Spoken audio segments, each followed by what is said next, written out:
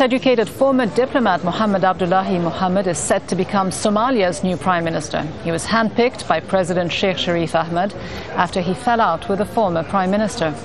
Once endorsed by the parliament, the new prime minister has a month to name a cabinet. Let's go live now to Nairobi and speak to Tristan McConnell, East Africa correspondent for London's Times newspaper. What more do we know about this very likely new prime minister in Somalia, besides the fact that he is US educated and holds a US passport as well? Well, what we do know, and this is quite significant, is the 48-year-old Prime Minister-to-be has lived more than half his life in America, which means that he's something of an unknown quantity in Mogadishu itself. When I was there at his nomination, a lot of the ministers and parliamentarians I was speaking to had no idea who this guy was, so that's going to make his job pretty difficult.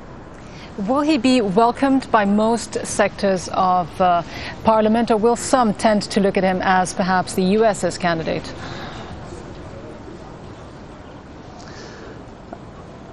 I think it's unlikely he'll be seen as the US candidate because there are many diaspora Somalis in the government from Britain, from Scandinavia, from the US, from Canada and elsewhere. So I think that's unlikely.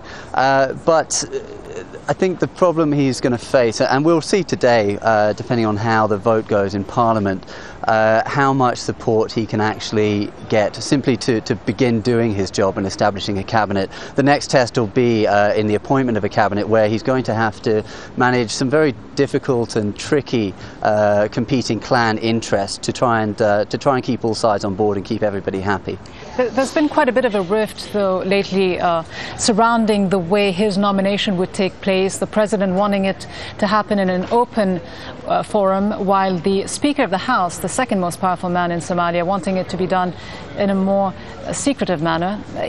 Have they gotten over those rifts? Well, this kind of debate we see time and again in Somalia, whenever they're trying to select presidents, whatever, competing positions on whether things should be open or whether they should be done privately.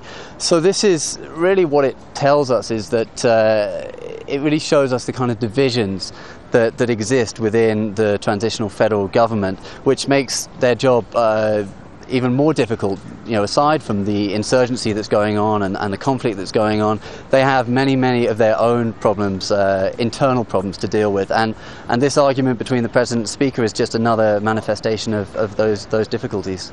Tristan McConnell joining us from Nairobi. Thanks very much indeed.